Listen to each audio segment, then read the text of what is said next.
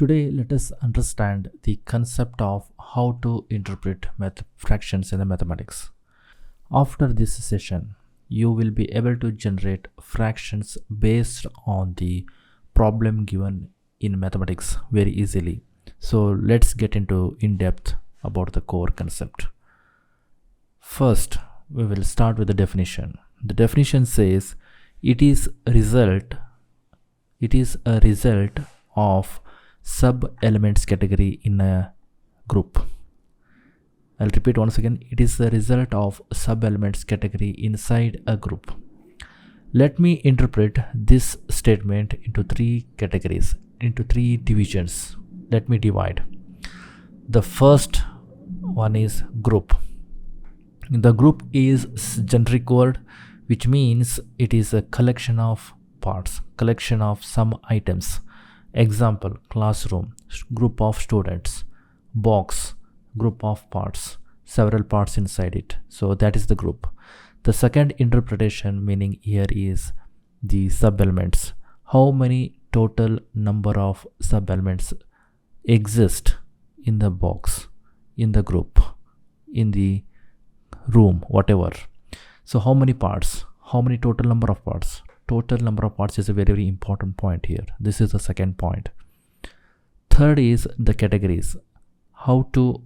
This is very, very important. Here, the point here is we need to identify how many different categories of those total number of sub-elements inside the group. I'm repeat once again. I'm going to we need to identify how many different categories of those sub-elements exist from the total number of parts. This is a very, very important to know. So only these 3 points, based on these 3 points, we are going to define a fraction. Okay, so let me put the fraction in mathematical format in the below expression. This is x and this is a fraction bar and this is a y. The upper region, okay, is related to number of categories of sub-elements in the group. This is called numerator in the mathematics. Okay, the below y is the total number of sub-elements in the group. This total number includes all categories. It is a combination of all categories. So this is the total number of subgroups. This is called denominator. The middle bar is called fraction bar. This is the expression, this is the notation which we are going to use in the mathematics to define fraction. Let's go with the example which is very important and bit different than these two examples. So now the circle is empty. We're going to divide the 4 parts and 1, 2, 3, 4, and we're going to color 2 different colors. One is orange, another one is pink in a different cell. So now you see that the number of colors of these divided cells into 3 categories. One is non-colored, another one is colored with orange, another one colored with the pink. So total 3 categories. So here x is equal to 3 categories within the group. The group here is a circle. Okay, so the x equal to 3 and total number of divisions equal to 4. So it's a question here is total 3 by 4 is the overall fraction. This is the this is one fraction. Okay, the question for this answer could be, what is the percentage, what is the fraction for this mixed color combination in a circle? So that is the question. Okay, in the same example we have another 3 questions. Those questions are, what is the contribution of pink color in the circle? What is the contribution of orange color? What is the contribution of non-colored cells? How to find those things? Let's interpret using this concept.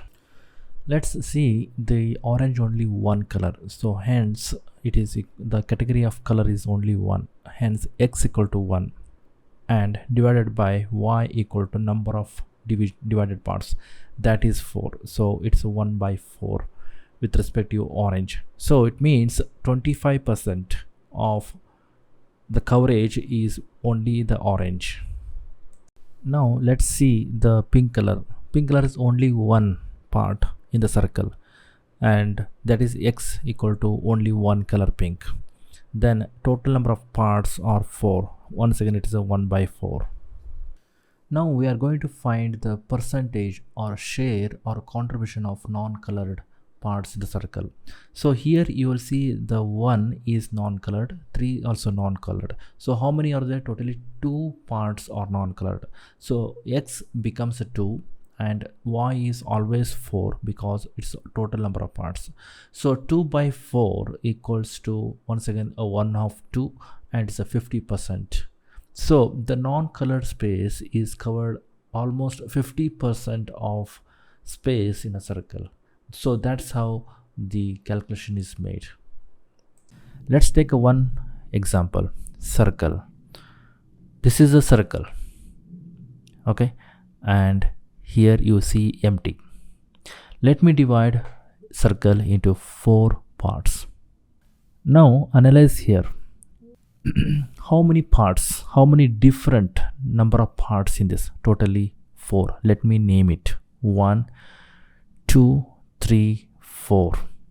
Okay. Now second point, how many different categories of divided parts?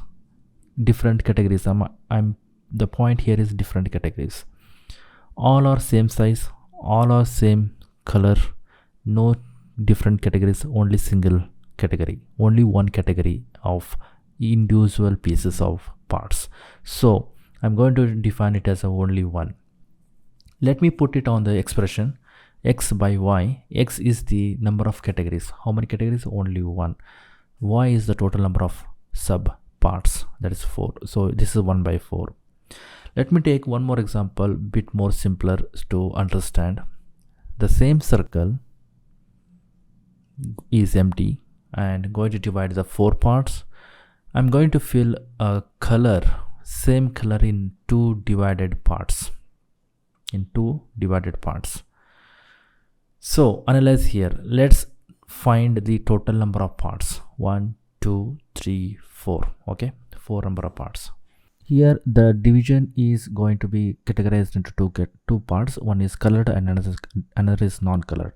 The colored one is the pink, which is one category, and another one is cell number 3 and 1 is non-colored, that is the second category. So total category of divisions or parts here is only 2. One is colored, another one is non-colored. So that's what I wanted to highlight. So here the x is equal to only 2 categories. The total expression is 2 by 4. Okay, so this is how the fraction has to be interpreted from the mathematical problem. So hope you understood the session. Thanks for joining the class, and please subscribe and join to the social media of my channel. It's in the Facebook, it's in the Instagram, it's in the YouTube.